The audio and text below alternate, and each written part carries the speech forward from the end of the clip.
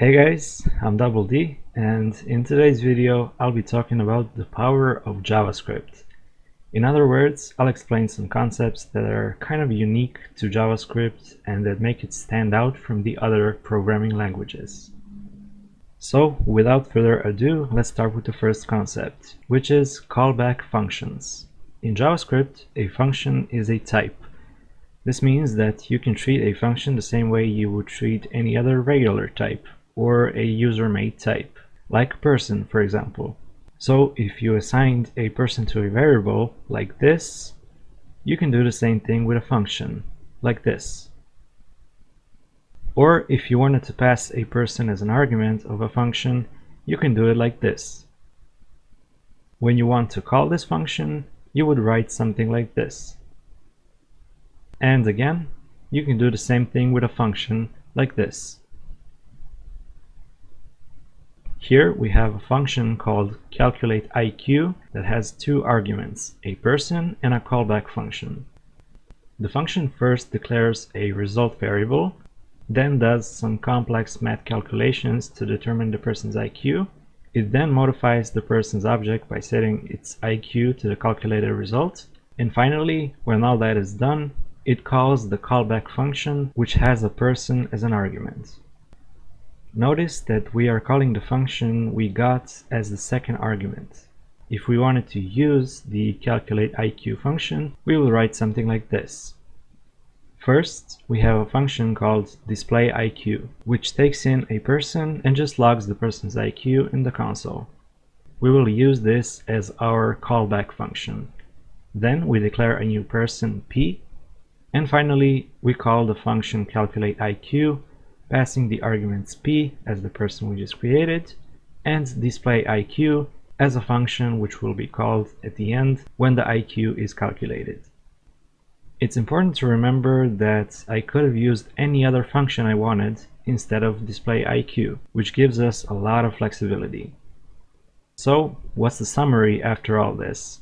Well, callback functions are functions that are, number one, passed as arguments to other functions, and number two, invoked or called inside that function to which it's passed as an argument.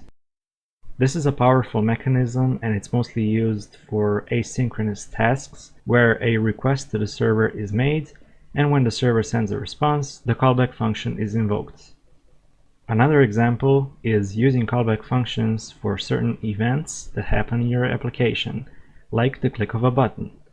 You can see examples of these two scenarios on the screen. Although most programming languages support some form of callback functions, JavaScript makes it really easy to use them as they are a regular type. The second concept on the list is about dynamically adding object properties. JavaScript is a weakly typed programming language. This means that in your code, type conversion doesn't happen at compile time, but at runtime. So when you're declaring a variable, you wouldn't necessarily assign it a type, like you would in C#, for example. In JavaScript, you would declare it like this, using one of the keywords var, let, or const. So at the time of the declaration of the variable, there's no information whether this is an integer, a string, or a person. This gives you some flexibility, but also gives you some responsibility, as you have to be careful to not mix up types because the compiler won't give you an error. Anyway, because of this JavaScript feature, you can do the following examples. In the first example, you declare a variable called myObject. Remember that at this point in the code, this object can be anything from an integer to a person. Then you set the property of this object called myProperty to a string that says blue. Lastly, you log this object in the console. The result of this code will be an anonymous object with the property called myProperty that is set to blue. This is interesting because even though the computer has no idea what type of object this is, it still added a property to it and set it to the value we wrote. For the second example, we have a class called person, just like before. This class has a constructor that takes in the person's name and age and sets the properties accordingly. So at this time, the class person has two properties, name and age. Then we create a person object called P and we give it the name Mike and the age 24. Next, we set the person's favorite color to blue. And finally, we log the person object in the console. The result will be a person object with its regular properties name and age, but also with a property favorite color. This gives us freedom to dynamically add properties to our objects very easily. The third concept on the list is the async await concept. This is a complex one that definitely deserves a separate video, but I'll try to focus on the basics and explain the general idea. The async await mechanism provides us with a great framework to work with asynchronous code. It makes it much easier to both write and read. So, first of all, both async and wait are JavaScript keywords. Async can be found before the word function, like in this example, indicating that the following function is asynchronous. This keyword does two things. Number one, it makes the function return a promise. And number two, it allows the word await to be used in it. Let's explain the first one. So whenever you see an async function, you know for sure that it will return a promise. But what is a promise? This might be hard to wrap your head around at first, but let's look at this example. First, we declare a new promise. To do that, we need three things: some asynchronous code, a resolution function, and a rejection function. The comment inside the promise explains what will happen. Do something asynchronous, which eventually calls either resolve if the asynchronous code was executed successfully, or reject if the code failed. Now that we defined the promise, let's put it to use. First, let's define a resolution function that will take the result of the asynchronous code and just log it in the console. Then let's define what happens if the async code fails. Let's log an error message that will let us know what went wrong. Finally, let's call the promise. Using the function then, we pass two callback functions, the first one being the resolution function and the second one being the rejection function. To sum things up, what will happen after this line of code is this. The asynchronous code inside the promise will be executed. If the code was executed successfully, the resolution function will be called. Otherwise, the rejection function will be called. An interesting thing about promises is that the function then returns another promise, which means that we can chain promises together and get something like this. Anyway, back to the main event. I said that putting the async keyword before function makes it return a promise. Now that we know what a promise is, it will be easier to understand the following examples. The second thing that async does is that it allows you to use the word await inside the function. If a function wasn't marked as asynchronous, you wouldn't be able to write await. The compiler would give you an error. So when do we use the await keyword? Let's look at this example. We have an async function called fetchUser that takes in the name of the user and does some asynchronous code to get the user object from the database. Then we declare a constant variable called user and we initialize it by calling the fetchUser function for the name George. But before this function call, we put the await keyword. And finally, we log the user's first name in the console. But what is the meaning of the await keyword? The await keyword will make the program wait until the asynchronous function fetchUser is finished. If it was finished successfully, it will return the results of that function, in our case, the user object. And if it failed, it will throw an error. Either way, the next line in the program, which is the console log line, will not be executed until the fetchUser function is done. So, to summarize, The await keyword waits for the function to finish, returns the function result if it was done successfully, or throws an error if it wasn't. What's interesting here is that the keywords async and await kind of go in circles with each other. The async keyword allows the await keyword to be used, and the await keyword goes before an async function. The last thing I want to explain about this concept is this. You probably noticed how I commented out the part where the actual asynchronous code happens. Well, what is this mysterious async code that requires special syntax? Let's look at a real-life example. We have an asynchronous function called getUser, which takes in a URL and a username. We declare a variable called response, and we initialize it by calling the function fetch. Fetch is a function that gets a resource from the URL, or in other words, from the server.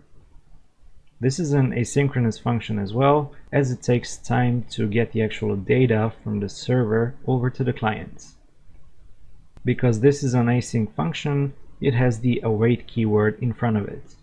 I won't focus too much on the fetch function arguments because that's not the point of this example.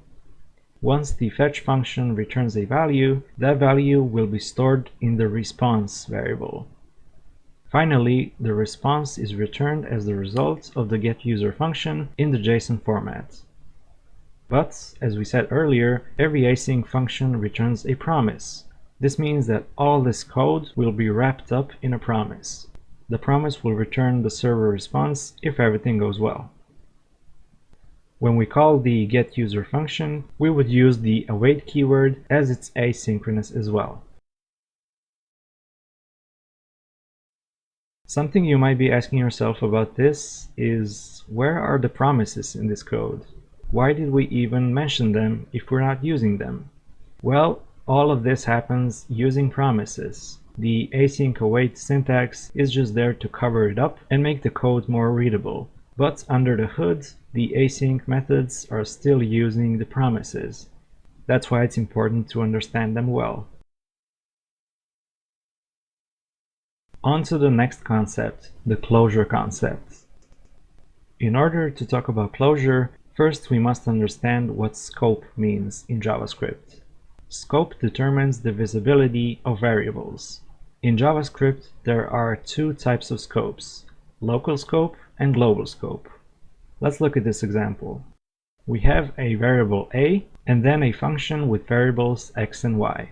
Here, the variable a is visible inside the function as it was declared outside of it. This means that the variable a has a global scope. On the other hand, variables x and y have a local scope and are only visible inside the function. This means that writing something like this wouldn't work. Now that we understand scopes, we can introduce a mechanism called scope chain. This mechanism works like this. Whenever it finds a variable, it looks for its declaration in the local scope. If it doesn't find it there, it looks for it in the parent scope, or in other words, the scope where the current function is declared. If it doesn't find it there either, it looks at the parent's parent scope, and so on until it finds it. In the previous example, if we used the variable a inside the example function, that would work because the compiler would first look for the variable declaration inside the function, and once it wouldn't find it, it would look at the parent scope. That's when the variable declaration would be found and this code would work. This is where closure comes into play. Let's look at another example. First, we have an outer function where we declare the x variable and set its value to 5. Then, inside this function, we declare the inner function which takes the variable x and increases it by 5. Finally, the outer function returns inner. There are two things here that might be strange to you. The first one is that we can declare a function inside another function. And the second one is that we can return a function instead of a real value or an object. Well, both of these things are possible because, as I explained earlier, in JavaScript, functions are treated like objects. We can return them just like we would return a normal object, and we can add both properties and functions to them, just like we would do with a normal object. You can almost look at a function the same way you look at a class, where you would define the class members, such as properties and methods. Anyway, back to the example. So we declare the outer function, which returns the inner function as the result. Then we declare a variable a and initialize it by calling the outer function. Here, the outer function would return the inner function, and that function would be stored in a. Next, we declare a variable b and initialize it by calling the function stored in a. Finally, we log the final result, which is the value of variable b. This is when closure in JavaScript occurs. What do you think will be the result printed in the console? If you want to think for yourself, you can pause the video here and maybe post the results in the comments.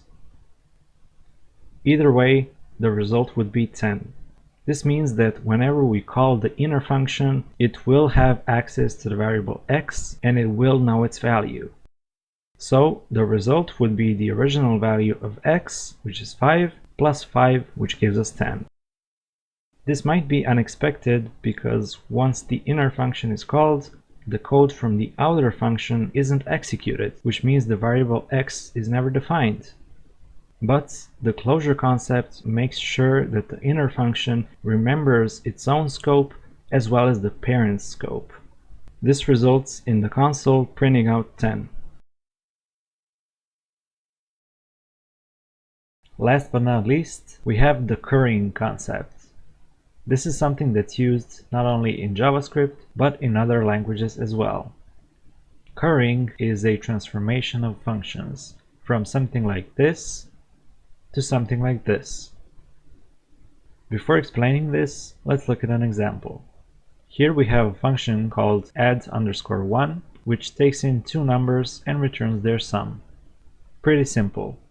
And then we have another function called add_2, which takes the first number and returns another function that takes the second number and adds them together. Okay, seems like these two functions do the same thing, but the second one is written in a fancy way.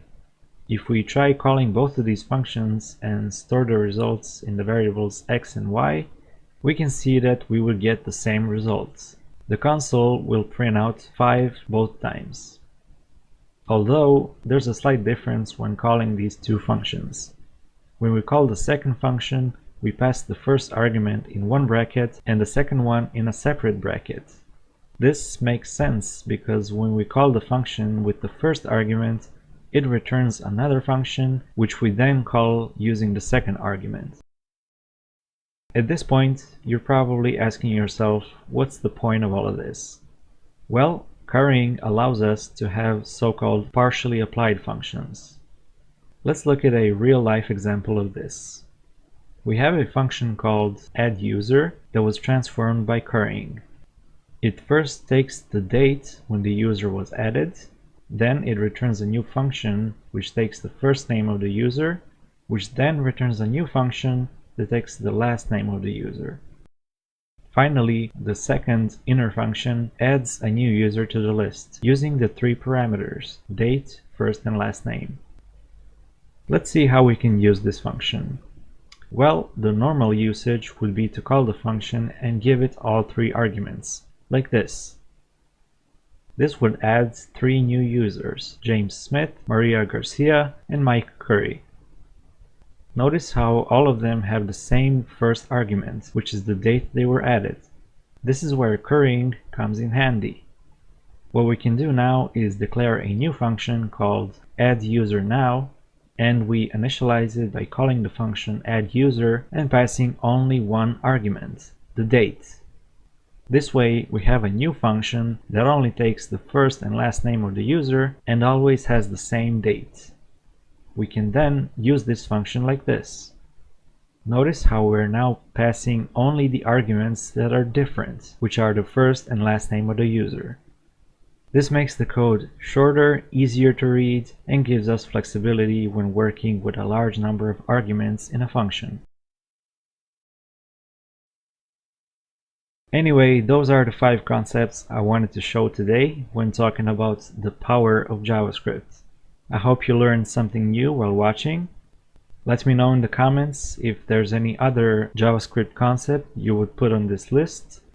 But that's it for now. Thanks for watching, and I'll see you in the next one. Peace.